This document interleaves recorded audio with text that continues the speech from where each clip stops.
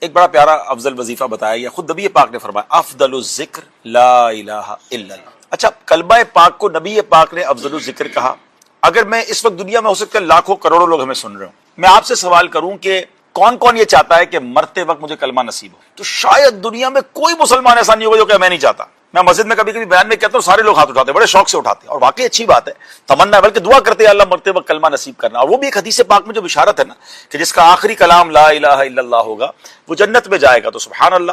لیکن پھر ساتھ ایک اور سوال کیا کرتا ہوں جو آج میں سارے ناظرین سے کر لیتا ہوں کہ یہ بتائیے آج پورے دن میں کتنی بار کلمہ پاک پڑھا ہے؟ پورے ہفتے میں کتنی بار پڑھا ہے؟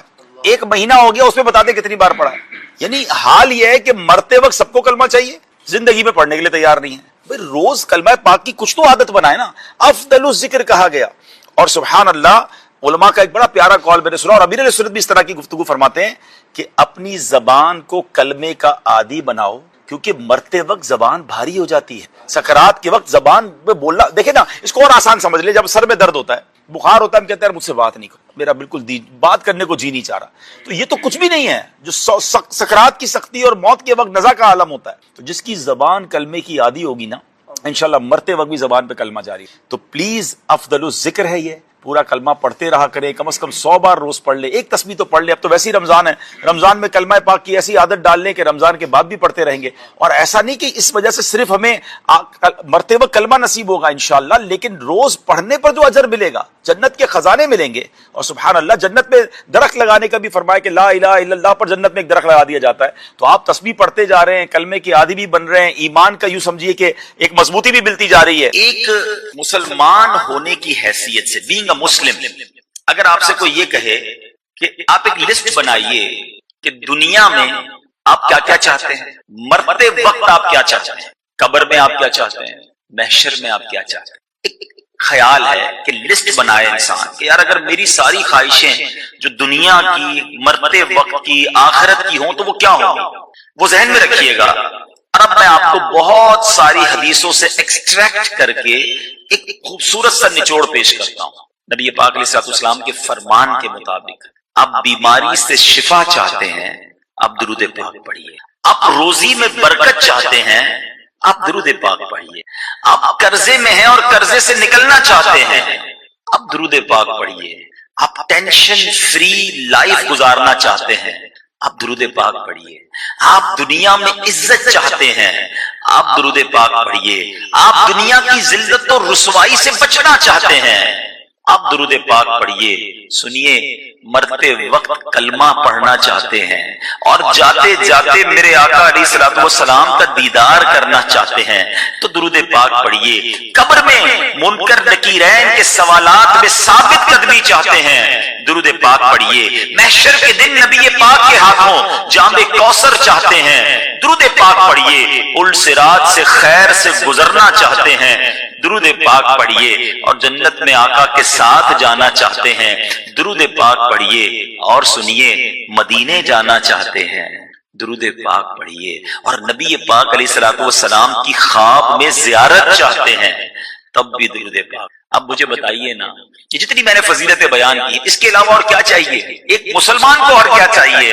عزت والی زندگی ہو، روزگار میں برکت ہو، پریشانیاں اور ٹینشنیں نہ آئیں، مصیبتوں سے نجات مل جائے، کلمے والی موت ملے، آقا قیامت کے دن ساتھ جنت میں لے جائے۔ Whatever I need in this دنیا اینڈ ہیئر آفٹر، یہاں اور وہاں کے لیے جو بھی میری نیڈز ہیں وہ ساری تو درود پاک پوری کر رہا ہے۔ میں نے جتنی فضائل بتائے نا، سب ہی فضیلت کے پیچھے کم و بیش حدیث پاک موجود ہے، یعنی نبی پاک نے سارے انعام خود بتائے ہیں فضائل درود میں۔ تو اتنا کمال کا وظیفہ ہے، مگر بدقسمتی یہ ہے کہ ہم میں سے بہت بڑی تعداد درود پاک نہیں پڑھتی ہے، بہت کم پڑھتے ہیں۔ فضول باتیں، گپ شپ، جناب موبائل کے ساتھ گھنٹوں گزر جائیں گے مگر درود پاک کے لیے وقت نہیں نکالتے۔ خدا را اگر آپ خوشگوار، پرسکون، مقبول زندگی گزارنا چاہتے ہیں تو اپنی زندگی میں درود پاک کو ایسا شامل کر لیں جیسے بریک فاسٹ، لنچ اور ڈنر نہیں چھوٹتا، ایسے درود نہیں چھوٹنا چاہیے۔ پھر آپ دیکھیں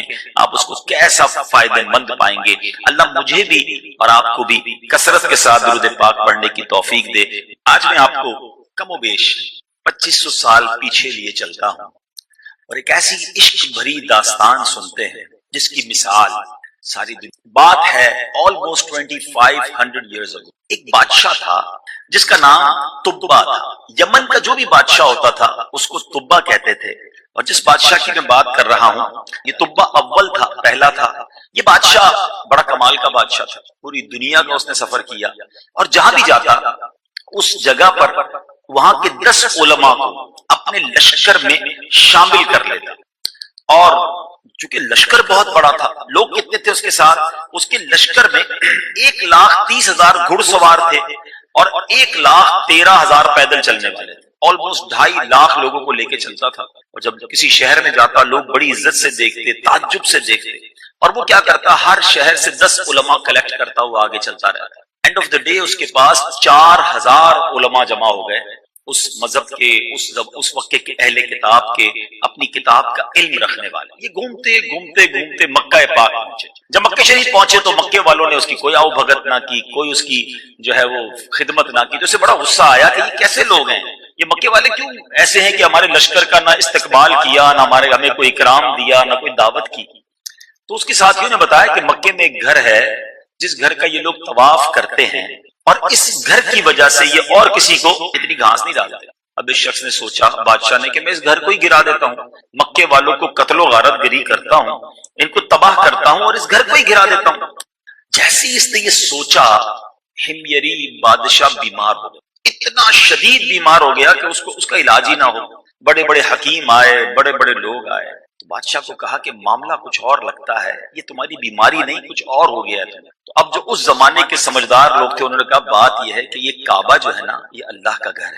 جس نے بھی اس کو گرانے کے بارے میں سوچا نا اس کو پرابلم ہی آئی ہے. تم ایسا کرو یہ خیال اپنے دل سے نکال دو. ہمیری بادشاہ نے توبہ کی کہ میں اس کعبے کو نہیں گراؤں. اب جیسی اس نے یہ نیت کی تو اس کی طبیعت ٹھیک ہونے لگ گئی. بہرحال اب یہ قافلہ موو ہوا، اس بستی میں پہنچا جس کا اس زمانے میں نام مدینہ نہیں مگر بعد میں وہ عاشقوں کی بستی مدینہ. ہمیری بادشاہ اپنے اس عظیم الشان قافلے کے ساتھ جب مدینے پہنچا، اس بستی میں پہنچا، کھجوروں والی بستی میں. چونکہ اس کے ساتھ 4,000 علماء تھے، ان علماء نے اپنی کتابوں میں پڑھ کر بتایا کہ ہمیں آسمانی کتابیں بتاتی ہیں کہ یہی وہ جگہ ہے جہاں نبی آخر الزمان ہجرت کر کے آئیں گے، اس کو اپنا مسکن بنائیں گے. یہ ان کی بعثت کے بعد ہجرت کی جگہ ہے. 400 علماء نے آؤٹ آف 4,000 علماء میں اس میں 400 علماء نے کہا ہم تو یہیں رہیں گے، آپ نے جانا ہے تو جائیں. بادشاہ تھا بڑا کمال کا، اچھا نبی آخر الزمان یہاں آئیں گے. کہتا چلو میں اور ہم سب 1 سال انتظار کرتے ہوں. 1 سال سب کے سب مدینے میں رہے. مدینہ ابھی مدینہ بنا نہیں، نبی پاک دنیا میں تشریف لائے نہیں. یہ پیارے آقا علیہ الصلوۃ والسلام کی ولادت سے 1000 سال پرانا واقعہ ہے. اب کیا ہوا؟ 1 ایئر انہوں نے واپس انتظار کیا. جب دیکھا کہ نبی آخر الزمان تشریف نہیں لائے تو بادشاہ نے کیا کیا؟ 400 علماء کے گھر بنائے، ان 400 علماء کو سامان دیا، ان کی شادی کروائی اور ایک اور خوبصورت گھر بھی بنایا اور ایک لیٹر لکھا. اللہ اکبر. ذرا دیکھیں یہ اس کے لیے خط لکھا جا رہا ہے جو ابھی بظاہر دنیا میں نہیں آئے ہیں. نبی پاک کے لیے اس بادشاہ نے خط کیا لکھا جس کا مضمون یہ ہے تبا اول کی طرف سے نبی آخر الزمان کی خدمت میں یہ خط ہے. حضور اگر میں آپ کا زمانہ پاؤں گا، آپ کا خادم بنوں گا، آپ پر میں ابھی سے ایمان لاتا ہوں، کاش میں آپ کا زمانہ پاؤں، آپ کا خدمت گار بنوں. حضور اگر میں آپ کا زمانہ نہ پاؤں تو بروز قیامت مجھے بھول نہ جائیے گا.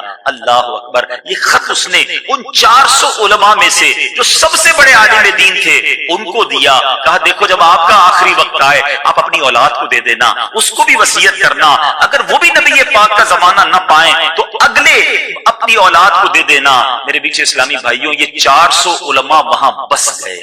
آپ جانتے ہیں یہ انصار صحابہ جو تھے نا مدینہ پاک میں، جن لوگوں نے نبی پاک کو ویلکم کیا تھا مکے سے تکلیف کے بعد جب صحابہ کرام اور میرے آقا نے ہجرت کی تھی، جن لوگوں نے میرے آقا کے لیے اپنے گھر کے دروازے کھول دیے، علماء بتاتے ہیں یہ انہی 400 علماء کی اولاد ہے. یہ انصار صحابہ وہ بنے. سبحان اللہ. یہ خط ایک کے بعد ایک کے پاس ڈائیورٹ ہوتا گیا. اب وہ وقت آ گیا جب مدینے والوں کو پتا چل گیا کہ مکے میں نبی پاک تشریف لے آئے ہیں. اب انہوں نے مشورہ کیا ان انصاریوں نے کہ ایسا کرتے ہیں یہ خط جو ہمیں طبا اول بادشاہ نے تقریباً 1000 سال پہلے دیا تھا، اب کسی وفد کو بھیجتے ہیں جو جائے اور نبی پاک علیہ الصلوۃ والسلام کو یہ ان کا خط دے کر آ جائے۔ اب یہ خط لے کر ابو لیلہ اس زمانے میں جو شخص تھا اس کو بھیجا گیا۔ سبحان اللہ، ذرا الفاظ سنیے گا۔ ابو لیلہ جو ہے وہ نبی پاک علیہ الصلوۃ والسلام کی بارگاہ میں پہنچتا ہے۔ نبی پاک بنو سلیم کے قبیلے میں تشریف فرما تھے۔ جیسے ابو لیلہ نبی پاک کے قریب پہنچا، میرے آقا فرماتے انت ابو لیلہ، تم ابو لیلہ۔ وہ حیران ہو گیا کہ میں نے تو ابھی تعارف ہی نہیں کرایا، یہ کیسے ہیں؟ کتنی کمال کی شخصیت ہے کہ میرے تعارف کرانے سے پہلے نبی پاک نے فرمایا کہ تم ابو لیلہ ہو۔ وہ کہتا ہے جی حضور میں ہی ابو لیلہ ہوں۔ تو نبی پاک فرماتے ہیں وَمَعَكَ کتاب طُبْعِ الْأَوَّلِ، تمہارے پاس طبع اول کا ایک مکتوب موجود ہے جو میرے لیے تمہارے پاس ہے۔ اللہ اکبر۔ ابو لیلہ اور حیران ہو گئے، 1000 سال پہلے وہ خط لکھا گیا ہے اور نبی پاک میرا نام بھی بتا رہے ہیں، اس شخص کا نام بھی بتا رہے ہیں۔ اب جب خط آ گیا، میرے آقا علیہ الصلوۃ والسلام نے صحابہ کی مجلس میں صدیق اکبر رضی اللہ تعالیٰ عنہ سے کہا اے ابو بکر ذرا سب کو یہ خط پڑھ کر سناؤ۔ صحابہ کی مجلس میں وہ خط پڑھا گیا، وہ عشق بھرا خط کہ حضور میں آپ کا غلام، میں آپ کا زمانہ پاتا تو آپ کا خادم بنتا، مگر حضور میں دنیا میں نہ رہوں تو مجھے قیامت کے دن بھول کر نہ جانا۔ اللہ اکبر۔ سنو میرے آقا علیہ الصلوۃ والسلام نے کیا فرمایا۔ فرماتے ہیں مرحبا بالاخ الصالح، 3 بار فرمایا میرے آقا نے کہ نیک بھائی کو خوش آمدید، نیک بھائی کو خوش آمدید۔ نبی پاک علیہ الصلوۃ والسلام نے اب ابو لیلہ انصاری کو مدینے واپس لوٹا دیا۔ اے میرے میٹھے اسلامی بھائیوں، اب ہجرت کی گھڑی آئی، نبی پاک مدینہ پاک میں داخل ہوئے، طلع البدر علینا کی صدائیں ہیں، میرے آقا علیہ الصلوۃ والسلام کا بھرپور استقبال ہوتا ہے۔ ہر صحابی چاہتا ہے حضور میرے گھر آئیں، میرے گھر کو شرف عطا فرمائیں، مجھے مہمانی اپنی عطا فرمائیں، میں ان کی میزبانی کروں۔ اللہ کے نبی کہتے ہیں میری اونٹنی جو ہے وہ حکم والی ہے، اسے معلوم ہے کدھر جانا ہے۔ اب نبی پاک نے حکم دیا یہ اونٹنی جہاں رکے گی وہی میرا ٹھکانہ ہوگا۔ ذرا تصور تو کریں جب مدینے کی گلیوں میں وہ قصوہ نامی اونٹنی چلی ہوگی، ہر صحابی سوچتا ہوگا کاش میرے گھر کے باہر، کاش یہ سعادت مجھے مل جائے۔ وہ اونٹنی گھومتے گھومتے اب کہاں رکتی ہے؟ سبحان اللہ، حضرت ابو ایوب انصاری رضی اللہ تعالیٰ عنہ کے مکان پر رکتی ہے۔ اے میرے میٹھے اسلامی بھائیوں، یہ تو آپ نے سنا تھا کہ سیدنا ابو ایوب انصاری میزبان رسول بنے، مگر آؤ میں آپ کو ایک اور حقیقت بتاتا ہوں۔ یہ وہی صحابی ہیں جو اسی عالم دین کی اولاد سے تھے جن کو نبی پاک کا گھر تحفے میں دیا گیا تھا کہ یہ والا جو مکان ہے نا، طبع اول نے کہا تھا یہ میرے آقا کے لیے ہے، یہ انہیں پیش کرنا۔ سبحان اللہ۔ تو پتہ یہ چلا کہ نبی پاک سیدنا ابو ایوب انصاری کے مکان میں نہیں، اپنے ہی مکان میں جلوہ فرما تھے۔ یہ مکان خود نبی پاک کو گفٹ ہوا تھا۔ ابو ایوب انصاری جو ہیں گویا وہ مہمان تھے اور آقا میزبان ہیں۔ اعلیٰ حضرت امام اہل سنت کا مجھے وہ شعر یاد آ رہا ہے، آسماں خان زمین خان زمانہ مہمان، آسماں خان زمین خان زمانہ مہمان، صاحب خانہ لقب کس کا ہے تیرا تیرا۔ دنیا میں آج تک کوئی ایسی پرسنالٹی نہیں آئی کہ جس کے پیدا ہونے سے پہلے 1000 سال پہلے سے اس سے محبت کرنے والے، اس کا نام لینے والے، اسے گفٹ دینے والے، اس کا غلام بننے کی تمنا رکھنے والے لوگ ہوئے ہوں۔ ارے نبی پاک سے محبت تو خیر جبریل کو بھی ہے، حضرت آدم سے محبت کا ذکر چل رہا ہے، مگر پیارے آقا علیہ الصلوۃ والسلام کے مدینے کو ابھی نبی پاک نہیں آئے، اپنا مسکن بنا لینا، اس مدینے کو چھوڑ کر نہ جانا۔ اللہ اکبر۔ دنیا میں کوئی ایسا شہر نہیں کہ جہاں 1000 سال پہلے سے مکین کی آمد سے پہلے مکان آباد کیا جا رہا ہو۔ یہ ہے میرے آقا علیہ الصلوۃ والسلام کی شان۔ اللہ کریم ہمیں نبی پاک علیہ الصلوۃ والسلام سے سچی محبت اور ان کی سچی غلامی عطا فرمائے۔ نبی پاک کی شان میری اور آپ کی اوقات بھی نہیں۔ سچی بات تو یہ ہے ہم یہ اجتماع کرتے ہیں، محفل کرتے ہیں، ذکر کرتے ہیں، چاہے نثر میں کریں چاہے نعت میں کریں، یہ ہم اپنی جھولیاں بھرنے کے لیے کرتے ہیں۔ وَرَفَعْنَا لَكَ ذِكْرَكَ، اللہ قرآن میں کیا فرما رہا ہے؟ اے محبوب ہم نے تمہارے لیے تمہارے ذکر کو اونچا کیا۔ سیدی اعلیٰ حضرت لکھتے ہیں نا، تو گھٹائے سے کسی کے نہ گھٹا ہے نہ گھٹے، جب بڑھائے تجھے اللہ تعالی تیرا۔ اللہ کریم نے اپنے حبیب علیہ الصلوۃ والسلام کے ذکر کو کس شاندار انداز میں اپنے ذکر کے ساتھ جوڑا. اسی آیت کے بارے میں نبی پاک علیہ الصلوۃ والسلام نے جبریل امین سے ایک سوال کی، اے جبریل اس آیت کے بارے میں بتاؤ. جبریل امین علیہ الصلوۃ والسلام نے عرض کی، حضور اللہ تعالیٰ فرماتا ہے کہ آپ کے ذکر کی بلندی یہ ہے کہ جب میرا ذکر کیا جائے گا میرے ساتھ آپ کا بھی ذکر کیا جائے گا. اشہد ان لا الہ الا اللہ کے ساتھ اشہد ان محمد رسول اللہ پکارا جائے گا. اس رفعت ذکر، ذکر کی بلندی کی صورتیں تو دیکھیے. رفعت ذکر یہ ہے کہ اللہ نے اپنے حبیب علیہ الصلوۃ والسلام پر ایمان لانا اور ان کی اطاعت کرنا مخلوق کے لیے لازم قرار دے دیا ہے. سبحان اللہ. اور ذرا غور کیجئے، کسی کا اللہ پر ایمان لانا، اس کی وحدانیت پر ایمان لے آنا، ساری زندگی اللہ کو سجدے کرتا رہے مگر دل کی تصدیق کے ساتھ جب تک رسول پاک علیہ الصلوۃ والسلام پر ایمان نہ لائے وہ عبادت بھی بیکار، وہ ایمان بھی کامل نہیں. جبھی تو اعلیٰ حضرت کہتے ہیں اللہ کی سرتاب قدم شان ہے یہ، انسان نہیں انسان وہ انسان ہے یہ. قرآن تو ایمان بتاتا ہے انہیں اور ایمان یہ کہتا ہے میری جان ہے یہ. اب ذرا قرآن پاک کا ایک خوبصورت جائزہ پیش کروں گا. قرآن مجید میں اللہ تعالیٰ نے اپنے حبیب علیہ الصلوۃ والسلام کے ذکر کو اپنے ذکر کے ساتھ، اپنی اطاعت کو اپنے حبیب علیہ الصلوۃ والسلام کی اطاعت کے ساتھ کیسا مرج کیا، کس شان سے نبی پاک کا ذکر کیا. ذرا سنتے جائیے گا، ایمان تازہ ہو جائے گا. ذرا سوچئے گا، اللہ تعالیٰ فرماتا ہے سورہ بقرہ آیت نمبر 278 and 279، آپ سے جنگ خدا سے جنگ ہے. اب ذرا سورہ نساء آیت نمبر 80، آپ کی اطاعت خدا کی اطاعت ہے. سورہ نساء آیت نمبر 14، آپ کی نافرمانی خدا کی نافرمانی ہے. سورہ انفال آیت نمبر 13، آپ کی مخالفت خدا کی مخالفت ہے اور آپ کی طرف بلانا خدا کی طرف بلانا ہے. آگے چلیے سورہ نساء آیت نمبر 100 میں اللہ فرماتا ہے آپ کی طرف ہجرت خدا کی طرف ہجرت ہے. مزید آیتوں میں فرمایا آپ سے دوستی خدا سے دوستی ہے. آپ کے بلانے پر حاضر ہونا خدا کے بلانے پر حاضر ہونا ہے، یا الفاظ دیگر آپ کا بلاوا خدا کا بلاوا ہے. سورہ انفال آیت نمبر 27 میں فرمایا آپ سے خیانت خدا سے خیانت ہے. اور کیا کیا بیان کروں. سورہ توبہ آیت نمبر 62 میں فرمایا آپ کی رضا خدا کی رضا، آپ کو راضی کرنا خدا کو راضی کرنا ہے. سورہ توبہ آیت نمبر 24 میں فرمایا آپ کی محبت خدا کی محبت ہے. سورہ توبہ آیت 74، آپ کا کسی کو مال دینا غنی کرنا خدا کا غنی کرنا ہے. سورہ احزاب آیت نمبر 36، آپ کا فیصلہ خدا کا فیصلہ ہے، آپ پر پیش قدمی خدا پر پیش قدمی ہے. سورہ حشر آیت نمبر 8، آپ کی مدد خدا کی مدد ہے. ارے سوچو تو صحیح، اللہ نے اپنے حبیب کی شان کو قرآن میں کیسے بیان کیا. پھر کیوں نہ سیدی اعلیٰ حضرت لکھیں کہ بخدا خدا کا یہی ہے در. ایسے نہیں لکھا سیدی اعلیٰ حضرت نے، یہ رب نے قرآن میں بیان فرمایا نا، بخدا خدا کا یہی ہے در، نہیں اور کوئی مفر مکر جو وہاں سے ہو یہیں آ کے ہو، جو یہاں نہیں وہ وہاں نہیں. ایک اور جگہ لکھتے ہیں نا میں تو مالک ہی کہوں گا کہ ہو مالک کے حبیب. آقا میں کیوں نہ آپ کو مالک کہوں. اللہ کریم نے کیا شان آپ کی قرآن میں بیان کی، میں تو مالک ہی کہوں گا کہ ہو مالک کے حبیب، یعنی محبوب و محب میں نہیں میرا تیرا.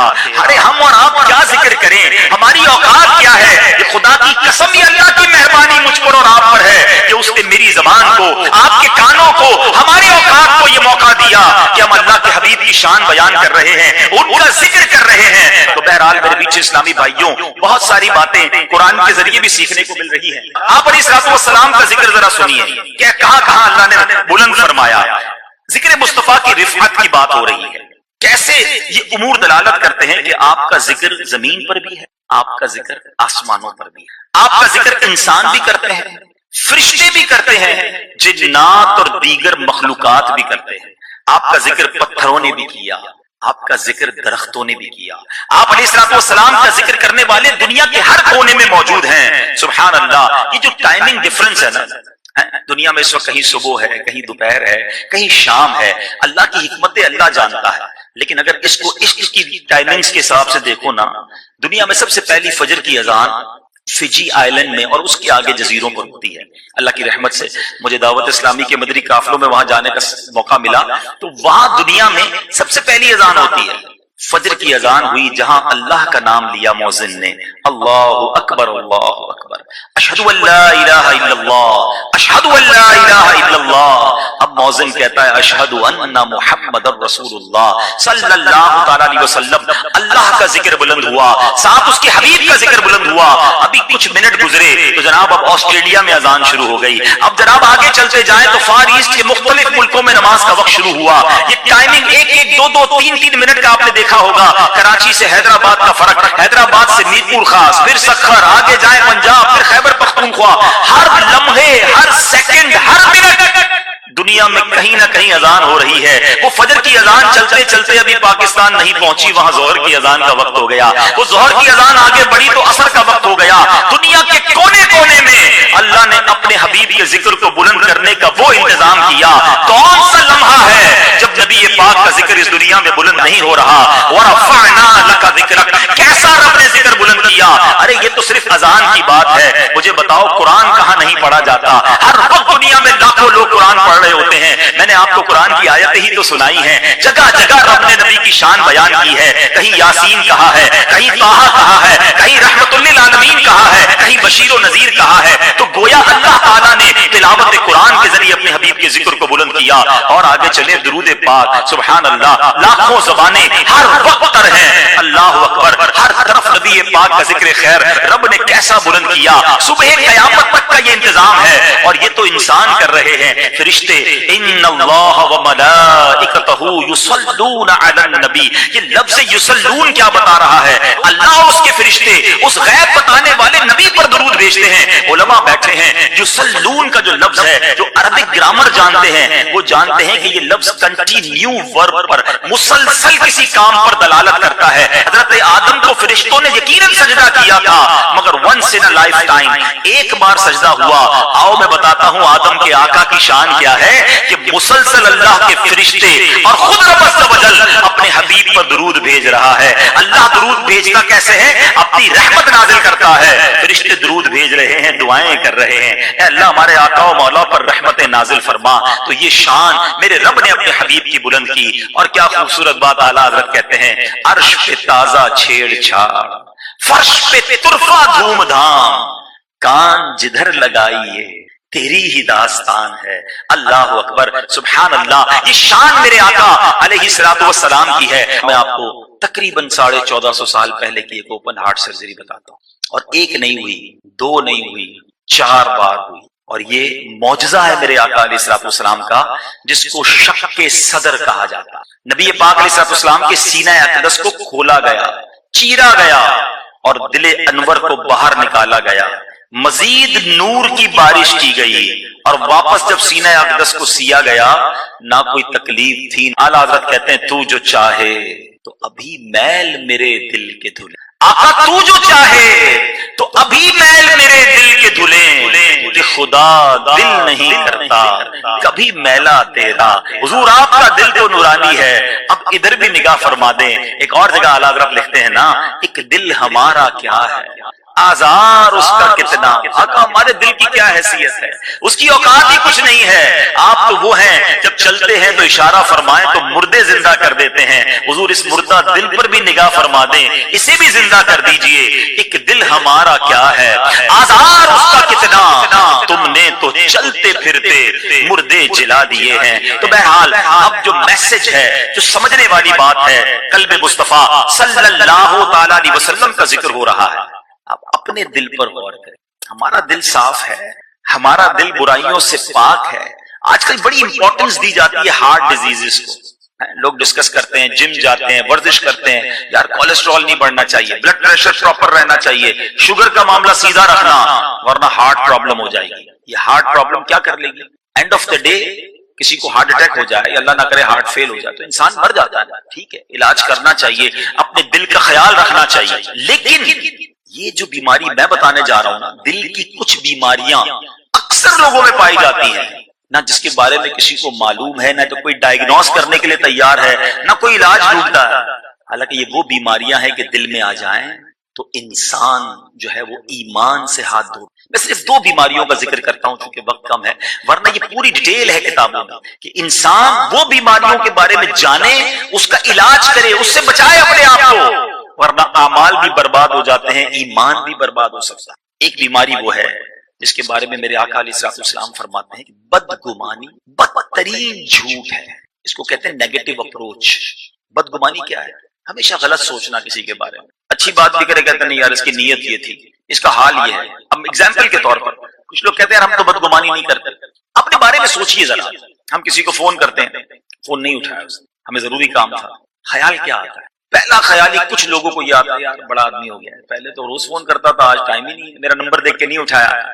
پیسے دینے تھے نا، اب کہاں دے گا؟ پیسے لینے تھے تو روز کرتا تھا فون. ابھی بھائی وہ ہو سکتا ہے آرام کر رہا ہو، وہ مسجد میں ہو، وہ کھانا کھا رہا ہو، واش روم میں ہو، وہ کچھ بھی کر رہا ہے، ہم نے گناہ کا میٹر شروع کر دیا. یہ تو صرف ایک مثال ہے. مثال کے طور پہ شادیاں ہیں، محفل ہیں. اب مثال دیتا ہوں اسی محفل کی. کسی کو اس محفل میں بڑی محبت سے صاحب خانہ نے بلایا، وہ نہیں آیا. نارملی لوگ کیا کہتے ہیں؟ ہاں یار فنکشن ہوتا نا پھر آ جاتا. اللہ رسول کے نام کی محفل میں کدھر آئے گا؟ ارے اللہ کے بندو، اس کا محفل میں آنا واجب تو تھا نہیں، لیکن وہ ہو سکتا ہے کسی مجبوری کی وجہ سے نہ آیا. آپ نے بدگمانی کر کے اپنے نامہ اعمال میں حرام لکھا. اور یہ ایک مثال ہے، ورنہ یہاں تو بھائی کو بھائی سے بدگمانی، بہن کو بہن سے بدگمانی، ساس کو بہو سے بدگمانی، بہو کو ساس سے بدگمانی، شوہر بیوی بدگمان ہے. گھر میں بیچاری کوئی بہو نیک بن جائے تو اس نے مدری چینل ہی دیکھ لیا، کوئی وظیفہ ہاتھ میں لے آ گیا، تسبیح پہن کے پڑھ کے درود پڑھ رہی ہے تو ساس کہتی لگتا ہے میرے لیے کوئی وظیفہ لے کر آئی ہے، میرے لیے لگتا ہے پڑھ پڑھ کے پھونک رہی ہے، میرا بیٹا اپنا بنا لے گی. وہ اللہ رسول کا ذکر کر کے جنت کما رہی ہے اور تم بدگمانی کر کے اپنے نامہ اعمال میں گناہ لکھوا رہے ہیں. یعنی یہ میں مثال دے رہا ہوں. کاروباری لوگ ہوتے ہیں، اب نارملی دکانیں قریب قریب ہوتی ہیں، مارکیٹ ایک ہوتا ہے، اچھا خاصا بیچارہ ایک دکاندار نمازی بھی ہے، سر پہ ٹوپی بھی لگاتا ہے، دکان پہ کچھ قرآن بھی پڑھتا ہے. ہاں یہ لگتا ہے وظیفہ اسی لیے کر رہا ہے میری دکان بند ہو جائے اس کی دکان چل جائے. وہ قرآن پڑھ کے جنت کما رہا ہے، تم بدگمانی کر کے گناہ کما رہے ہو. اچھا بدگمانی کے ساتھ ہی ایک اور بیماری ہے، وہ بھی بڑی ڈینجرس ہے. یہ دونوں تقریباً ساتھ ساتھ ہی ہو جاتی ہیں، ٹھیک ہے؟ اور وہ بیماری ہے حسد. سارے اعمال کو آگ لگانے والا کام جو ہے نا وہ حسد ہے. اب غور کریں کہ ہمارا حال کیا ہے.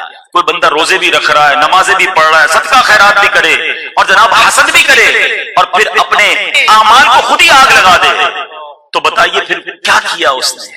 لیکن آج کون ہے جو حسد سے فارغ ہے؟ ایسا لگتا ہے کہ دوستوں میں بھی حسد ہوتا ہے. اچھا بیٹھے گے بھی ساتھ، کھانا پینا بھی ساتھ کھایا ہے، ایسے مسکرا کے مل رہے ہوں گے، لیکن کوئی بتائے نا یار پتہ چلا اس نے نئی گاڑی لی ہے. ہاں جناب سود کے پیسوں سے لی. اللہ نے اس کو گاڑی دی، تمہیں ٹینشن شروع ہو گئی. کسی کو ترقی ملے، ساتھ نوکری کرنے والے کسی کی تنخواہ بڑھ جائے، وہ صرف کی چاپلوسی کرتا ہے نا اس لیے اس کی تنخواہ. حسد بہت بری بلا ہے. اچھا یہ حسد اور بدگمانی جس کے بھی دل میں ہے نا، اس نے اپنا سکون تو ختم کر دیا، وہ بے سکون رہتا ہے. ہمیں لوگ ملتے ہیں کہتے ہیں یار نیند نہیں آتی، میں بہت سوچتا رہتا ہوں، رات بھر سوچتا رہتا ہوں. جس کو بھی نیند نہیں آتی نا، جس کو بھی سکون کم ہو گیا ہے، جس کا دماغ بس چلتا ہی رہتا ہے، وہ چیک کر لے. عموماً ایسا ہوتا ہے اس کو کسی سے حسد ہو گیا ہے یا کسی کے ساتھ بدگمانی اس نے دل میں پال لی. اگر آپ پرسکون رہنا چاہتے ہیں نا، ریلیکس رہنا چاہتے ہیں، لوگوں کی ترقی میں خوش ہونا سیکھ جائیں. کوئی کہے نا یار اس کو عزت مل گئی، اللہ اسے اور عزت دے. یار وہ بڑا پیسے والا ہو گیا، اللہ اسے اور برکت دے. ابھی شہرت سے حسد ہو جاتی ہے، یار میرے محلے میں اس کو کوئی نہیں جانتا تھا، آج ساری دنیا میں مشہور ہو گیا. اللہ دے رہا ہے اسے عزت، تمہیں کیا پرابلم ہے؟ حسد کرنے والا دنیا میں بھی جلتا ہے اور پھر اللہ نہ کرے رب ناراض رہا تو آخرت میں بھی چلے گا. تو اے میرے میٹھے اسلامی بھائیوں، آج ہم نے نبی پاک علیہ الصلوۃ والسلام کے قلب منور کے بارے میں سنا ہے. پہلے تو دعا کرتے ہیں اللہ تعالیٰ سے، اور دعائیں نبی پاک نے بھی عطا فرمائی کہ اللہ میرے دل کو پاک کر دے، میرے دل کو ستھرا کر دے، ان تمام بری بیماریوں سے ہمیں بچا لے. اللہ سے دعا کرتے رہا کرو، کیونکہ جس دل میں حسد ہے نا، جس دل میں تکبر ہے، جس دل میں اس طرح کے بغض اور کینہ اور ان طرح کی برائیاں ہیں نا، بتاؤ پھر اس دل میں عشق مصطفیٰ کیسے آئے گا؟ وہ سینہ مدینہ کیسے بنے گا؟ اگر اپنے دل کو یادگار مدینہ بنانا ہے، دعا کرتے ہیں نا، رہے ان کے جلوے، بسے ان کے جلوے، میرا دل بنے یادگار مدینہ. تو پھر دل کو صاف بھی تو کرے نا، تو دعا بھی کرے اور اپنے آپ کو چیک کرے کہ ہمیں کسی سے اگر حسد ہو گیا ہے، کسی کے بارے میں بدگمانی ہے تو اس کو دور کریں، ورنہ اس کا کچھ نہیں جانا آپ کا ہی ہے، اعمال آپ ہی کے برباد ہونے ہیں۔ اللہ مجھے بھی صاف دل عطا فرمائے، آپ کو بھی نصیب فرمائے، قلب سلیم عطا فرمائے۔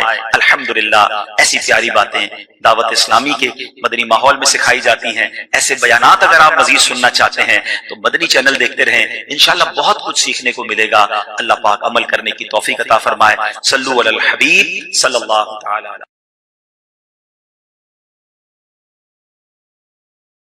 سیدنا اکرمہ رضی اللہ تعالیٰ عنہ فرماتے ہیں کہ ایک ملک کا بادشاہ بہت ظالم اور کنجوس تھا، بڑا ظالم بادشاہ، اور ایسا عجیب و غریب کنجوس کہ اس نے اعلان کر دیا کہ میرے ملک میں اگر کسی نے مسکین یا فقیر کو صدقہ کیا تو اس کے کوئی غریب کی مدد نہ کرے، اگر ایسا کوئی کرے گا تو میں اس کے ہاتھ کاٹ دوں گا۔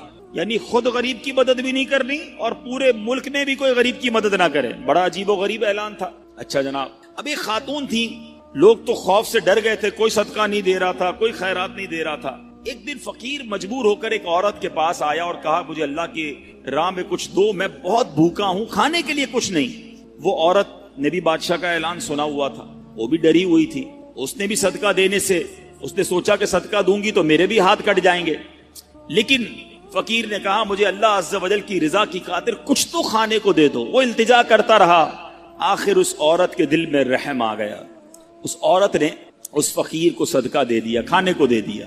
اب 2 روٹیاں دی اسے کھانے کو، فقیر روٹیاں لے کر دعائیں دیتا ہوا چلا گیا۔ بادشاہ کو پتا چل گیا کہ ملک میں ایک ایسی عورت ہے جس نے کسی فقیر کو صدقہ دیا۔ اس نے اپنے بندے بھیجے اور اس خدا ترس رحم دل عورت کے دونوں ہاتھ کاٹ دیے گئے، اس کے دونوں ہاتھ کٹ گئے۔ اب میٹھے اسلامی بھائیوں، کچھ عرصے کے بعد بادشاہ نے اپنی والدہ سے کہا کہ مجھے اپنی مملکت کی سب سے حسین لڑکی سے شادی کرنی ہے۔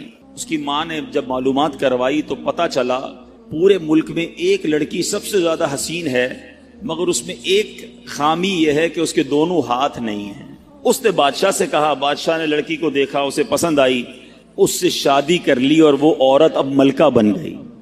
جس نے 2 روٹیاں صدقہ کی، ہاتھ کٹ گئے، اب وہ بادشاہ کی زوجہ بن گئی۔ بڑی زندگی آرام سے گزرنے لگی، مگر ایک اور امتحان اس کی زندگی میں باقی تھا۔ پھر کیا ہوا کہ کیونکہ اور بھی اس کی بیویاں تھیں بادشاہ کی، نئی نویلی دلہن کے ساتھ بادشاہ بہت وقت گزارتا، بڑی نوازشات کرتا، دوسری جو بیویاں تھیں وہ حسد کرتی تھی۔ ایک مرتبہ بادشاہ طویل عرصے کے لیے ملک سے باہر گیا تو بادشاہ کی بیویوں کو اچھا موقع ملا، انہوں نے بادشاہ کو خط میں لکھا کہ تمہارے پیچھے تمہاری جو بیوی ہے، نئی دلہن جو ہے، وہ برے کام کرتی ہے، اس کا کردار اچھا نہیں۔ بادشاہ نے بغیر کسی تحقیق کے حکم دے دیا کہ میری بیوی کو اٹھایا جائے اور جنگل میں پھینک دیا جائے، محل سے نکال کر جنگل میں پھینک دو۔ اب وہ عورت جنگل میں پہنچ گئی، بیابان جنگل تھا، اس کا ایک بیٹا بھی ہو گیا تھا بادشاہ سے۔ اب اتنی دیر میں میرے میٹھے اسلامی بھائیوں، وہ عورت اس جنگل میں نہر میں پانی پینے کے لیے جھکی تو اس کے ہاتھ سے وہ بچہ بھی پانی میں گر گیا، زور زور سے رونے لگی، بچہ بھی پانی میں ہے، دونوں ہاتھ بھی نہیں ہیں، پکارے تو کسے پکارے؟ اچانک 2 خوبصورت نوجوان آئے، انہوں نے کہا آپ کیوں رو رہی ہیں؟ کہا میرا بچہ پانی میں چلا گیا ہے۔ اس نے فوراً اس نوجوان نے آگے جا کر اس بچے کو پانی سے نکالا، کہا اور آپ کو کچھ چاہیے تو بتائیے، کوئی اور آپ کی خواہش ہو تو بتائیے، کچھ اور آپ دعا کرنا چاہیں تو۔ اس عورت نے کہا کہ میرے ہاتھ مجھے واپس مل جائیں۔ ان نوجوانوں نے دعا کی، اللہ تعالیٰ نے دونوں ہاتھ بھی اسے واپس کر دیے۔ اب ان نوجوانوں نے اس عورت کو کہا کہ آپ جانتی ہیں ہم کون ہیں، ہم دونوں کون ہیں؟ عورت نے کہا میں تو نہیں جانتی، البتہ یہ معلوم ہے آپ کی برکت سے میرا بچہ بھی مل گیا، میرے ہاتھ بھی واپس آ گئے۔ وہ 2 نوجوان کہتے ہیں ہم تیری وہی 2 روٹیاں ہیں جو تو نے غریب سائل کو دی تھی۔ صدقہ اللہ کی راہ میں خرچ کرنا کب کہاں کام آتا ہے؟ اس عورت کو 2 روٹیوں کے بدلے 20 روٹیاں نہیں ملی، حضرت رابعہ بصریہ کو 20 روٹیاں ملی تھی۔ ہو سکتا ہے کوئی کیلکولیشن کرنے والا کہے یار میں 1000 روپے دوں گا 1 لاکھ روپے مل جائیں گے، نہیں ملے، مگر اس کو ہاتھ واپس مل گئے، بچہ واپس مل گیا۔ کیا معلوم مجھ پر اور آپ پر کوئی بلا آنے والی ہو, کوئی مصیبت آنے والی ہو, کوئی بیماری آنے والی ہو. اگر اللہ کی راہ میں صدقہ دیں, کسی غریب کی مدد کریں اور اس کے دل سے دعا نکلے اور اللہ کریم ہم سے وہ مصیبت کو ٹال دے, تو اے میرے میٹھے اسلامی بھائیوں, حضرت منصور بن عمار رحمت اللہ تعالی علیہ ایک روز واز فرما رہے تھے, تو کسی حقدار نے 4 درہم کا سوال کیا. کوئی غریب تھا, مسکین تھا, اس نے 4 درہم کا سوال کیا. تو آپ رحمت اللہ تعالی علیہ نے اعلان کیا کہ جو اس کو 4 درہم دے گا میں اس کو 4 دعائیں دوں گا. آپ نے, اللہ کے ولی تھے, آپ نے فرمایا جو اس کو 4 درہم دے گا میں اس کو 4 دعائیں دوں گا. اس وقت ایک غلام گزر رہا تھا, خود بھی غریب تھا, مگر اللہ کے ولی کی ایک ایسی شاندار آواز سنی کہ 4 دعائیں ملیں گی. تو اس نے کیا کیا, اپنے پاس اس کے 4 درہم تھے وہ اس نے غریب کو دے دیے, اس سائل کو دے دیے. تو حضرت نے کہا کہ اب بتاؤ کون سی 4 دعائیں کروانی ہیں. کہ حضرت پہلی دعا تو کر دیں کہ میں غلامی سے آزاد کر دیا جاؤں, غلام ہوں, غلامی سے میری آزادی ہو جائے. نمبر 2, مجھے ان درہم کا بدلہ بھی مل جائے, 4 درہم دے تو دیے, مجھے اس کا بدلہ بھی مل جائے. تیسری دعا حضور یہ کر دیں مجھے اور میرے آقا کو توبہ نصیب ہو جائے. چوتھی دعا یہ کر دیں کہ میری, میرے آقا کی, آپ کی اور تمام حاضرین کی بخشش ہو جائے. 4 بڑی پیاری دعائیں کروا لی اس نے جناب. اب آقا کے پاس جب وہ غلام پہنچا تو آقا کہتا اتنی دیر کیوں ہو گئی, کدھر رہ گئے تھے بھائی, کئی کام سے بھیجا تھا, اتنا لیٹ. کہتا حضور ایسا ایسا ماجرا ہوا, راستے میں حضرت منصور اللہ کے ولی وہ کہہ رہے تھے جو 4 درہم دے دے میں 4 دعائیں کروں گا, میں نے تو 4 درہم دی اور 4 دعائیں کروا کے آیا ہوں. اچھا بتاؤ دعائیں کون سی تھی, پہلی دعا بتاؤ. کہا حضور میں نے پہلی دعا تو کی کہ اللہ مجھے غلامی سے آزاد کر دے. آقا کہتا جا تو غلامی سے آزاد ہے. پہلی دعا فوراً قبول ہو گئی نا, پہلے آقا کو دعا سنائی, آقا کہتا جا تو غلامی سے آزاد. کہا بتا دوسری دعا کون سی کروا کے آیا. کہا حضور دوسری دعا میں نے یہ کی کہ جو 4 درہم میں نے دیے ہیں مجھے اس کا بدلہ مل جائے. غریب آدمی تھا ظاہر ہے. تو آقا نے کہا کہ میں نے تجھے 4 درہم کے بدلے 4000 درہم دیے. ارے بھائی واہ بھائی. تیسری دعا بتا کون سی کروا کے آیا. کہا حضور تیسری دعا میں نے کی کہ مجھے اور میرے آقا کو گناہوں سے توبہ کی توفیق نصیب ہو. یہ سنتے ہی آقا واقعی آقا تھا, اس کی زبان پر استغفار جاری ہو گیا, کہنے لگا یا اللہ میں اپنے پچھلے سارے گناہوں سے توبہ کرتا ہوں. کہا بتا چوتھی دعا کیا کروائی تھی. کہا حضور چوتھی دعا یہ تھی کہ آپ کی یعنی میرے آقا کی, میری اور تمام حاضرین اجتماع کی مغفرت ہو جائے. یہ سن کر آقا نے کہا 3 باتیں تو میرے اختیار میں تھی وہ میں نے کر لی, چوتھی میرے ہاتھ میں نہیں ہے. مغفرت کرنا تو اللہ کا کام ہے نا. اسی رات آقا نے خواب میں کسی کہنے والے کو سنا کہ جو تمہارے اختیار میں تھا وہ تم نے کر دیا, اور میں ارحم الراحمین ہوں, میں نے تمہیں, تمہارے غلام کو, منصور بن عمار کو اور تمام حاضرین کو بخش دیا ہے. کیا بات ہے, کیا بات ہے, سبحان اللہ. ہیں یہ میرے میٹھے اسلامی بھائیوں, یہ واقعہ جو ہے یہ کتنی زبردست موٹیویشن ہے کہ ہمیں نہیں پتا ہوتا, کسی غریب کی مدد کر کے, کسی محتاج کی مدد کر کے, کسی پریشان حال بندے کی مدد کر کے ہم کبھی کبھی ایسی دعا لے لیتے ہیں کہ ہمیں اندازہ بھی نہیں ہوتا, اور وہ ایسی دعا دے دیتا ہے کہ بگڑی بن جاتی ہے, مشکلیں ٹل جاتی ہیں. یہ دعائیں لینے والے بنیے, اللہ کی راہ میں خرچ کریں گے. آج واقعی میں صحیح بتا رہا ہوں, تو یہ بعض اوقات ایک کیفیت ہوتی ہے انسان کی کہ جب انسان کسی کی مدد کرتا ہے یا کوئی ایسا کام کرتا ہے جس سے کسی کے دل سے دعا نکلتی ہے. اور یہ تو اللہ کے ولی تھے نا, انہوں نے ہاتھ اٹھا کر یہ 4 دعائیں کی, تو سیکھنے کو یہ ملا کہ بعض اوقات اللہ کی راہ میں خرچ کر کے ہم وہ حاصل کر سکتے ہیں جو برسوں میں حاصل نہیں کر سکتے. وہ نعمتیں, وہ برکتیں حاصل ہو جاتی ہیں, وہ پریشانیاں دور ہو جاتی ہیں. کیونکہ روایتوں کا مضمون ہے کہ صدقہ بیماریوں کو ٹالتا ہے, صدقہ برائی کے 70 دروازے کو بند کرتا ہے, صدقہ بلا کو نیچے نہیں اترنے دیتا. ایک بڑی بات یاد رکھیے گا, ہمیں نہیں پتا ہوتا, ہم صبح اٹھتے ہیں مثال کے طور پہ اور کوئی بلا آنے والی ہوتی ہے. حدیثوں کا مضمون ہے جب انسان صدقہ دیتا ہے نا تو بلا اوپر سے اترتی ہے, صدقہ جا کے اسے روک لیتا ہے, انٹرسپٹ کرتا ہے, اور یہ لڑائی جاری رہتی ہے. صدقہ بندے پر بلا اترنے نہیں دیتا. اب بعض اوقات کیا ہوتا ہے, کئی لوگ ہوں گے جو بیانات بھی سنتے ہیں, کتابوں میں بھی پڑھتے ہیں کہ اللہ کی راہ میں 1 خرچ کرو 10 ملتا ہے. اب وہ ہو سکتا ہے مسجد میں ڈبے میں 100 روپے ڈالیں اور شام دکان پہ انتظار کر رہے ہوں کہ ابھی تک 1000 روپے بنے نہیں ہیں. مولانا صاحب نے تو کہا تھا 1 کا 10 ہو جائے گا. کسی فقیر کو 10 روپے دیے, انتظار کر رہے ہیں, 100 روپے کہاں ہے بھائی, ملٹی پلائی بائی 10 ہو کے ملنا چاہیے تھا. تو ہم صرف مالی فائدہ سوچ رہے ہیں. میں آپ سے پوچھنا چاہتا ہوں, آپ نے اللہ کی راہ میں خرچ کیا 1000 روپے, 10,000 روپے یا 1 لاکھ روپے, اور اب آپ منتظر ہیں کہ ملٹی پلائی ہو جائے, لیکن کیا معلوم آپ کے گھر میں آگ لگنے والی تھی، کیا معلوم آپ کا روڈ پر ایکسیڈنٹ ہونے والا تھا، کیا معلوم آپ کا بچہ جو باہر کھیل رہا تھا اس پر کوئی خطرناک بلا آنے والی تھی، مگر آپ نے جو صدقہ دیا اس سے وہ بلا ٹال دی گئی۔ مجھے بتاؤ وہ 1000 کا 10,000 ہونا اچھا تھا یا ہم پر اتنی بڑی بلا کا ٹلنا اچھا تھا؟ تو ہمیشہ اللہ کی راہ میں صدقہ دیجئے، آپ یقین کریں آپ خوشحال ہو جائیں گے، آپ کی مشکلیں آسان ہوں گی۔ مگر دوبارہ وہی بات کروں گا کہ نیت اچھی ہو، صدقہ دیتے وقت، خرچ کرتے وقت، کسی کی مدد کرتے وقت احسان نہ جتانا۔ یاد نہیں تجھے تیرے بچے کی شادی میں نے کرائی تھی؟ بھول تو نہیں کیا قرضہ میں نے دیا تھا؟ ہاں تو ریڈی لگاتا تھا، میں نے تجھے جناب دکان کا کرایہ دیا تھا۔ یہ احسان جتا کر تو صدقہ ضائع ہو جائے گا۔ یا ایھا الذین آمنوا لا تبطلوا صدقاتکم بالمن والاذی، اے ایمان والو اپنے صدقے ضائع نہ کرو احسان جتا کر، تکلیف پہنچا کر۔ تو کچھ لوگ صدقہ دیتے بھی ہیں، مدد کرتے بھی ہیں، پھر ساری زندگی جتا رہے ہوتے ہیں، تو یہ بربادی ہے، یہ نہ کریں۔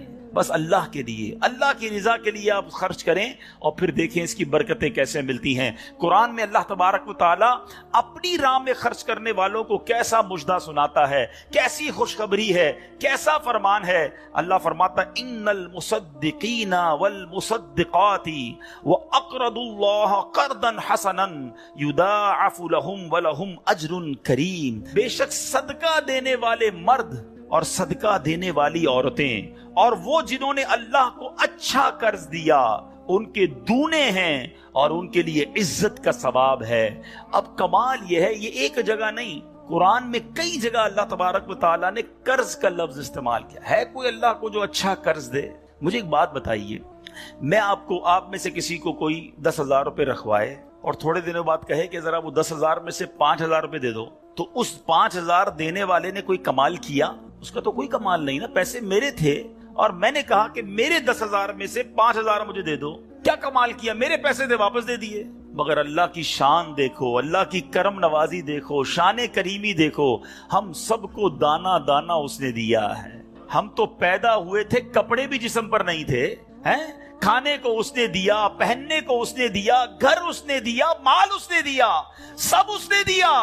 مگر جب اس کی راہ میں خرچ کرنے کی باری آتی ہے تو کہتا ہے، فرماتا ہے قرآن میں، ہے کوئی جو اللہ کو اچھا قرض دے؟ اللہ کا مال ہے، ہم نے کیا کمال کرنا تھا؟ ہم خرچ کرتے، وہ کچھ بھی نہ دیتا اس کے بدلے، پھر بھی اسی کا مال تھا۔ مگر مہربانی دیکھو، مال بھی وہ دیتا ہے، توفیق بھی وہ دیتا ہے، خرچ کریں تو ثواب بھی وہی دیتا ہے، عطا بھی وہی کرتا ہے۔ اور علماء نے بڑی زبردست اس میں ڈیبیٹ کی ہے، مفسرین نے بحث کی ہے کہ جناب ان آیتوں میں قرض کا لفظ کیوں لایا گیا؟ اللہ اکبر۔ فرمایا جب آپ اور میں، دنیا میں بندہ کسی کو قرضہ دیتا ہے نا تو امید ہوتی ہے یہ قرضہ واپس ملے گا۔ اگر امید نہ ہو تو پھر یہ قرض نہیں ہے، پھر تو تحفہ ہو جائے گا نا۔ آپ کسی کو تحفہ دے دیں تو آپ کو پتہ یہ واپس نہیں آئے گا، لیکن قرضہ دیتے وقت آپ طے کرتے ہیں کتنے دنوں میں دو گے، کب دو گے، کیسے لوٹاؤ گے، تھوڑی بندہ معلومات بھی کرتا ہے، یار قرضہ دے رہا ہوں واپس ملے گا نہیں ملے گا۔ تو قرض کی جب بھی لفظ لون آئے گا، قرض آئے گا، اس کا مطلب یہ کہ یہ واپس ملنا ہے۔ تو اللہ نے قرآن میں گویا وعدہ فرما لیا ہے کہ تم جو میری راہ میں خرچ کرتے ہو، یہ اللہ کو قرض دینا ہے، یہ تمہیں واپس ملے گا، یہ لوٹایا جائے گا اور زیادہ دیا جائے گا۔ تو ہمیں اللہ کی راہ میں خرچ کرتے وقت یہ ذہن رکھنا چاہیے۔ سبحان اللہ۔ اب بانٹنے سے کیا گھٹتا ہے؟ بڑی خوبصورت حدیث پاک ہے، ذرا سمجھیے گا۔ ایک بار حضرت عائشہ صدیقہ رضی اللہ تعالی عنہا سے مروی ہے کہ اہل بیت نے، نبی پاک کے گھر والوں نے ایک بکری ذبح کی اور پیارے آقا علیہ الصلوۃ والسلام تشریف لائے، بکری ذبح کی اور انہوں نے کچھ تقسیم بھی کر دی۔ حدیث کا مضمون ہے، نبی پاک آئے اور ارشاد فرمایا کہ اے عائشہ کیا بچا ہے؟ بکری کو کاٹا تھا، تقسیم کی، کیا بچا ہے؟ عرض کی گئی کہ حضور کاندھے کے سوا کچھ نہیں بچا ہے، کاندھے کا گوشت بچا لیا گیا ہوگا، باقی بانٹ دیا۔ نبی پاک نے ایک جملے میں ساری بات سمجھا دی، اگر آپ سمجھ جائیں۔ آقا نے فرمایا عائشہ کاندھے کے سوا سب بچ گیا ہے۔ بات آ رہی ہے سمجھ میں؟ کہا کیا گیا؟ حضور کاندھا بچ گیا ہے، کاندھے کے سوا کچھ نہیں بچا۔ اور نبی پاک نے فرمایا کاندھے کے سوا سب بچ گیا ہے، یعنی جو بٹ گیا ہے وہ بچ گیا ہے۔ یہ ذہن بنا لو کہ آج میں نے اور آپ نے جو اللہ کی راہ میں خرچ کیا وہی بچا ہے، ورنہ باقی تو ہم کھا کے ختم کر دیں گے نا۔ اگر ہم مر جائیں گے تو یہ پیسے تو بچوں کے وراثت میں چلے جائیں گے۔ میرے لیے کیا بچا ہے؟ میرے لیے وہی بچا ہے جو میں نے آگے بھیج دیا ہے، جو بانٹ دیا ہے، جو خرچ کر دیا ہے۔ عقل اگر آ جائے ہمیں، اللہ کرے کہ ہمیں اس بات کی سمجھ آ جائے کہ آج اگر خوشحالی ہے، آج اگر مال جیب میں ہے، بینکوں میں پڑا ہے، گھر خالی پڑے ہیں، یہ خالی پڑے رہ جائیں گے اور میں دنیا سے چلا جاؤں گا۔ اگر میں چاہتا ہوں یہ آخرت کے اکاؤنٹ میں جمع ہو جائیں، میں یہ پیسہ لے کر جنت میں جاؤں اور اس پیسوں کے بدلے جنت کی نعمتیں کما لوں، تو مجھے یہاں یہ اللہ کی راہ میں خرچ کرنا پڑے گا۔ اور یہ بات میں نہیں کہہ رہا، آپ اور میں یہاں رہنے والے بھی، یہاں بھی کمیٹی ڈالی جاتی ہوگی، BC ہوتی ہوگی کہ تھوڑے تھوڑے پیسے جس میں جمع ہوتے ہیں اور وقت پر مل جاتے ہیں، انسان کمیٹی ڈالتا ہے کہ یار کبھی برے وقتوں میں کام آئے گی، بچی کی شادی میں کام آئے گی۔ ایسا ہوتا ہوگا نا آپ کے یہاں بھی۔ اب میں آپ کو حدیث قدسی سناتا ہوں۔ حدیث قدسی ہے جس کا مضمون ہے، اے ابن آدم اپنا مال میرے پاس جمع کرا دے۔ اللہ فرماتا ہے، اے ابن آدم اپنا مال میرے پاس جمع کرا دے، نہ جلے گا، نہ ڈوبے گا، نہ کم ہوگا، میں تجھے اس دن لوٹاؤں گا جس دن تجھے ایک ایک نیکی کی ضرورت ہوگی۔ سیکیورٹی ڈپازٹ، یہ بعض اوقات جو مسجد میں ہمارے آگے سے ڈبہ جاتا ہے نا، یا کبھی کوئی اسلامی بھائی جھولی لے کے بیٹھے ہوتے ہیں، یہ جب جیب سے آپ پیسے نکال کے ڈالتے ہو نا، اس وقت ذہن بناؤ کہ یہ جا نہیں رہا، یہ جمع ہو رہا ہے میرے آخرت کے اکاؤنٹ میں، اور ڈال دوں یار، ابھی آج کل پیسے اچھے ہیں، تھوڑے اور ڈال دوں، جمع ہو جائے، ادھر ملے گا۔ تو جب بھی آپ کے دن اچھے ہوں، یقین کریں جب آپ کے ہاتھ کھلا ہو، آپ کو لگتا ہے یار اللہ نے بڑا نوازا ہوا ہے، تو فوراً آخرت کے لیے سوچیں۔ جیسے ہی زیادہ پیسے آتے بندہ سوچتا ہے نا یار آج کل اچھے پیسے ہو گئے، کوئی اچھی جگہ پر گھر لے لیتے ہیں، چلو بچوں کو لے کے کہیں سیر کرانے جاتے ہیں۔ آپ اپنے پیسے کو دنیا میں انجوائمنٹ کے لیے جب یوز کر رہے ہیں، تو اسی پیسے کو آخرت کی انجوائمنٹ کے لیے، آخرت کی لگزریز کے لیے، آخرت کی نعمتوں کے لیے استعمال کرنے کا ذہن بنائیں اور دیتے چلے جائیں۔ میں یہاں ایک مشورہ بھی دینا چاہوں گا، بالخصوص میرے بزرگوں کو، اللہ نے جن کو نوازا ہے، بلکہ میں کہتا ہوں تھوڑے پیسے بھی ہیں نا، یہ میرا مشورہ یاد رکھ لو۔ اور یہ امیر علیہ سنت نے ایک بار مدنی مذاکرے میں بھی فرمایا تھا۔ ہم نے الحمدللہ تحدیث نعمت کے لیے عرض کرتا ہوں، الحمدللہ میری والدہ مرحومہ نے، میرے والد صاحب نے، میں نے خود بھی، ہمارے گھر والوں نے، ہم نے اس طریقے پر عمل کیا اور اس کی برکتیں پائی ہیں۔ تو اچھی نیت سے میں آپ کو بتاتا ہوں کہ ہم دیکھیں دنیا میں ہیں، ٹھیک ہے، ہم نے بہت سارے ایسے جنازے پڑھے ہیں، ایسے سویم میں بھی گئے ہیں، 40ویں میں بھی گئے ہیں، اور جا کے ہم نے مرحوم کے بچوں کو کہا ہے کہ دیکھیں آپ کے ابو جان چلے گئے دنیا سے، کروڑوں روپے چھوڑ کر گئے ہیں، آپ کے ابو نے کتنا کیا آپ کے لیے، اب آپ اپنے ابو کے لیے کچھ کیجئے، کوئی مسجد بنائیے، کوئی مدرسہ بنائیے، کوئی کنواں کھدوائیے، اپنے والد کو ثواب پہنچائیے۔ تو وہ بیٹا جس کے لیے باپ نے زندگی گزار دی، کروڑوں اربوں روپے چھوڑ کر گیا، وہ کہتا ہے ابھی تو ہاتھ بڑا ٹائٹ ہے، تو ابھی بعد میں کریں گے، تو بعد میں دیکھ لیں گے، اور ہم دیکھتے ہیں اس کے بعد مرحوم کے لیے بظاہر کچھ نہیں کیا جاتا۔ تو آج مجھے اور آپ کو اپنی فکر خود کرنی ہے۔ اگر آپ نے پیسے کمائے ہیں نا، آپ نے مکان بنائے ہیں، آپ نے جائیدادیں بنائی ہیں، تو اپنی فکر خود کیجئے۔ اس کے دو طریقے ہیں، ایک طریقہ اپنی زندگی میں ہی انہوں نے ماشاءاللہ یہ مسجد بنا دی، مدرسہ بنا دیا، بہت اچھی بات ہے، یا تو یہ کر لیں، اور اگر یہ نہیں کر پا رہے تو دوسرا طریقہ بتاتا ہوں جو بڑا آسان ہے، وہ یہ ہے کہ انسان کو شریعت نے یہ اختیار دیا ہے کہ آپ اپنی وصیت کر جائیں، اور وصیت میں 30% آپ وصیت کر سکتے ہیں کہ آپ کے چھوڑے گئے مال میں سے 30% کسی نیکی کے کام میں خرچ کر دیا جائے، آپ کے لیے صدقہ جاریہ کے لیے خرچ کر دیا جائے۔ بھائیوں والا مشورہ ہے، آپ عمل کریں نہ کریں،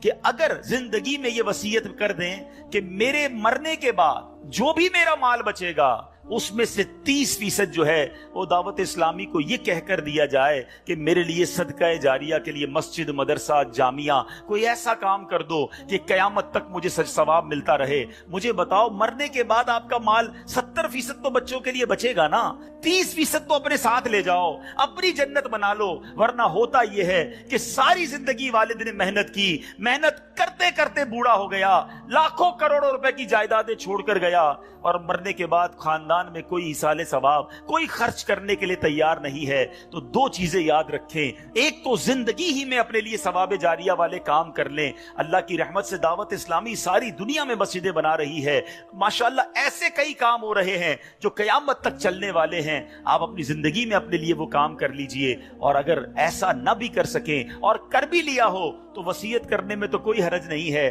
کہ مرنے کے بعد تو میرا مال میرے پاس رہنا ہی نہیں ہے, تو کیوں نہ وہ میرے ساتھ جنت میں مجھے کام آ جائے. اور آج بھی صدقہ کیسی کیسی پریشانیوں اور بیماریوں کو دور کرتا ہے. اللہ اکبر. ایک اور ایمان افروز واقعہ سناتا ہوں کہ ایک بار حضرت عیسیٰ علیہ نبینا علیہ الصلوۃ والسلام کے زمانے میں ایک دھوبی تھا جو لوگوں کے کپڑے آپس میں تبدیل کر دیتا تھا, یعنی لوگوں کے کپڑے ملا دیتا. لوگ بڑے پریشان تھے اس سے. تو لوگوں نے حضرت عیسیٰ علیہ الصلوۃ والسلام کو اس کے متعلق بتایا, تو آپ نے اللہ عز و جل کی بارگاہ میں دعا کی کہ اے اللہ اس کو ہلاک فرما دے. اللہ کے نبی نے ایک ایسے شخص کے لیے دعا کی کہ یا اللہ اس کو ہلاک کر دے, تیرے بندے اس سے بڑے پریشان ہیں. ایک روز وہ دھوبی بالکل اسی معمول میں نکلا, اس کے پاس 3 روٹیاں تھیں. ایک سائل آیا, ایک فقیر آیا, اور اس نے کہا کہ اللہ کے لیے مجھے روٹی دے دو. تو آپ نے اس دھوبی نے ایک روٹی اس سائل کو دے دی. سائل نے دعا دی کہ اللہ تعالیٰ تجھ سے آفات سماویہ کا شر دور کر دے, آسمانی بلاؤں کو دور کر دے. دھوبی بڑا متاثر ہوا, بڑی پیاری دعا دی. ایک اور روٹی بھی دے دی. اس سائل نے دعا دی کہ اللہ تعالیٰ تجھے جملہ آفتوں سے محفوظ رکھے. اس نے تیسری روٹی بھی دے دی. اب اس سائل نے دعا دی اللہ تجھے توبہ کی توفیق عطا فرمائے. اب اس دوران ایک بڑا سانپ اس کی گٹھڑی میں داخل ہو چکا تھا, کیونکہ حضرت عیسیٰ نے دعا کی تھی اس کو ہلاکت کی. ایک بڑا سا سانپ جو ہے اس کی کپڑوں کی گٹھڑی میں داخل ہو چکا تھا. جب دھوبی نے کپڑے لینے کا ارادہ کیا تو اس سانپ نے اسے ڈسنا چاہا. ایک فرشتے نے اسی وقت سانپ کو لوہے کی لگام ڈال دی اور دھوبی سلامتی کے ساتھ واپس آ گیا.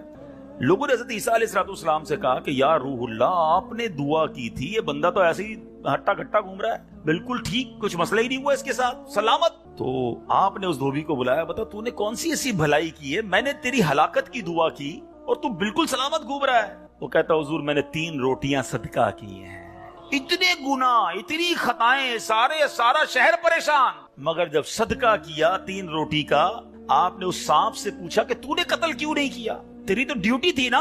تو سانپ کہتا ہے اے اللہ کے نبی, اللہ نے آپ کی دعا تو قبول فرما لی, مجھے ہلاک کرنے کے لیے بھیج بھی دیا, مگر جب اس دھوبی نے ایک سائل کو صدقہ دیا تو ایک فرشتے نے مجھے لوہے کی لگام ڈال کر روک لیا. اب وہ دھوبی بھی سارا واقعہ سن رہا تھا کہ اتنے گناہ ہیں, سامنے ایک چھوٹا سا صدقہ کیا, میری ہلاکت رک گئی. اس دھوبی نے بھی توبہ کر لی, اپنے گناہوں سے تائب ہو گیا.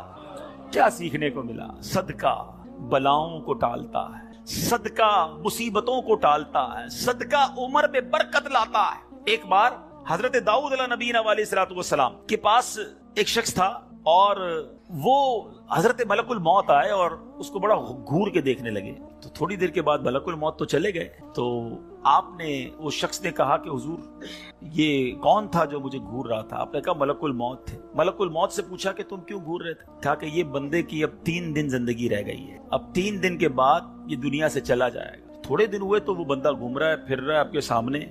ملک الموت آیا, آپ نے کہا تم نے تو کہا تھا 3 دن میں اس کی روح قبض کرنی, یہ تو بالکل ٹھیک ہے, کوئی مسئلہ ہی نہیں. کہا حضور 3 دن ہی باقی تھے, میں نے روح قبض کرنے پہنچنا تھا. جس دن پہنچنا تھا اس دن یہ بندہ گھر سے باہر نکلا, ایک غریب نے صدا لگائی, ایک فقیر نے پکارا, اس نے 20 درہم اس کو دیے.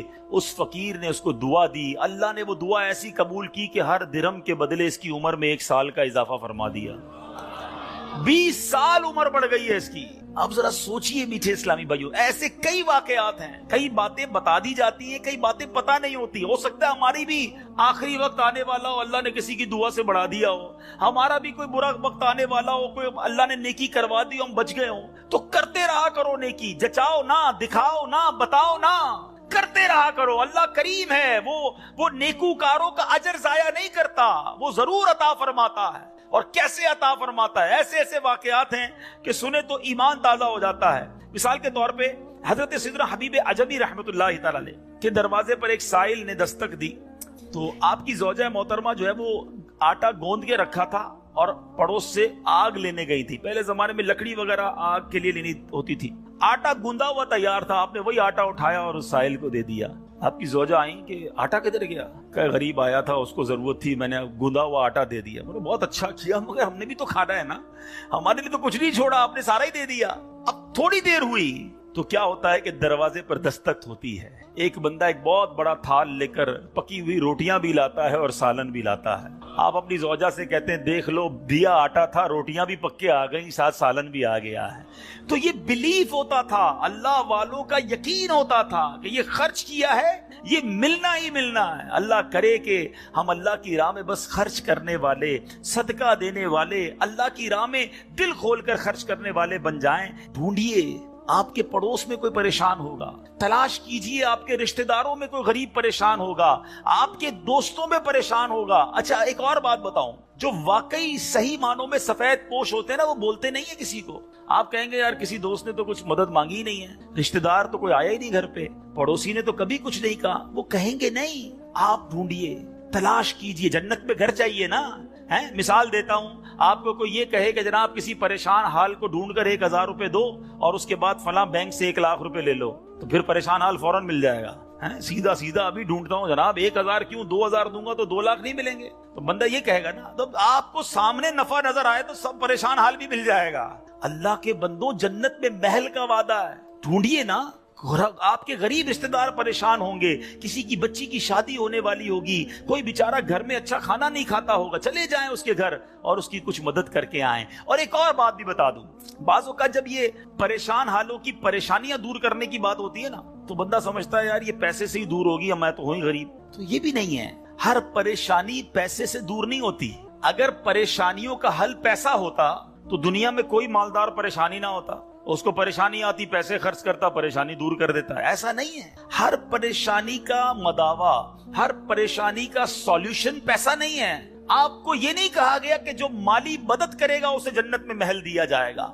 जो किसी मुसलमान की परेशानी दूर करे, बाज़ औक़ात हौसला देने से परेशानी दूर हो जाती है, हिम्मत दिलाने से परेशानी दूर हो जाती है। यार घबराना नहीं, मैं तुम्हारे साथ हूं, टेंशन मत लेना, मैं बैठा हूं। बीमार है, उसके घर चले गए, थोड़ी देर उसके साथ बैठे, उसे डॉक्टर के पास ले गए। किसी का बेचारे का कोई मामला है तो साथ जाकर वो मामला हल करवा दिया।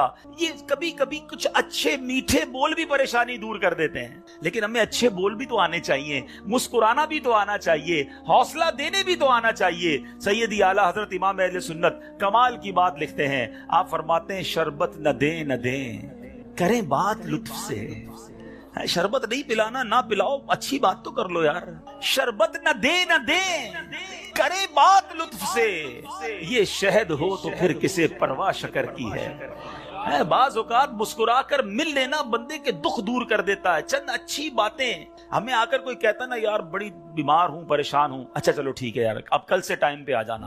अरे अल्लाह के बंदे, उसने अपनी परेशानी बताई, थोड़ा उससे हमदर्दी तो करें। अच्छा क्या हो गया, खैर तो है, कैसे बीमार हो गए, डॉक्टर को दिखाया कि नहीं, मेरी जरूरत है तो बताएं, कोई काम हो तो बताएं। आपने पैसे दिए इन 5 जुमलों में? नहीं दिए ना, मगर क्या बताओ उसका दर्द कम नहीं हो गया होगा, उसको हौसला नहीं मिल गया होगा। याद रखो मीठे इस्लामी भाई, ये जो अल्फाज है ना, हमारी बातें हैं, ये अल्फाज जख्म पर मरहम का काम भी करते हैं और यही अल्फाज जख्म पर नमक का काम भी करते हैं। हम बाज़ औक़ात किसी के जख्मों पर नमक छिड़क देते हैं, वो परेशान है, तकलीफ में है, मुसीबत में है, और उसको ऐसा जुमला कह देते हैं कि उसकी परेशानी बहुत बढ़ जाती है। और कभी कभी चंद अच्छे जुमले इंसान का गम भुला देता है। अल्लाह के वास्ते अच्छा बोलना सीखिए, नरम हो जाइए, शफीक हो जाइए। मिसाल के तौर पे कोई बंदा आया कि यार स्कूटर का एक्सीडेंट हो गया, और मैंने तो पहले ही पता था तेरा एक्सीडेंट होना है, तो चलाता ही सही नहीं है, पहले ही तेजी से चलाता है, क्यों चलाता है स्कूटर जब चलाने नहीं आती। अब बताओ बंदा क्या यार एक्सीडेंट भी हुआ, इसके बातें भी सुनूं मैं, तो ये जख्म पर नमक हो गया ना। अब ये बातें बाद में समझा लेना कि यार तेज मत चलाया करो, मगर अभी तो हौसला दें, अभी तो बेचारे की तबीयत पूछें, अभी तो उसकी परेशानी दूर करें।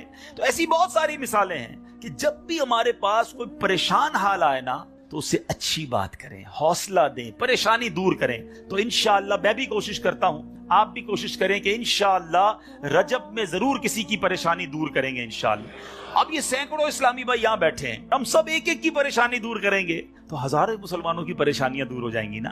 یہ اسلام کی بیوٹی ہے, یہ اسلام کی خوبصورتی ہے کہ مسلمان کی مدد کرے, اس کی پریشانی دور کرے. مالی پریشانی ہے تو دور کریں, جسمانی پریشانی ہے تو دور کریں. بعض اوقات فقط مورل پریشان ہوتا ہے, اکیلا ہوتا ہے, تنہا ہوتا ہے, مایوس ہو گیا ہوتا ہے, آپ اٹھا دیں اسے, ہمت دے دیں, وہ اگلا کھڑا ہو جاتا ہے. تو ہمیں یہ کام کرتے رہنا چاہیے. تو بہرحال آج کے اس مختصر سے بیان میں جو میں نے چند باتیں قرآن و حدیث کی روشنی میں, بزرگان دین کے واقعات کی روشنی میں آپ کو بتائیں کہ اللہ کی راہ میں خرچ کیجئے, دل کھول کر خرچ کیجئے.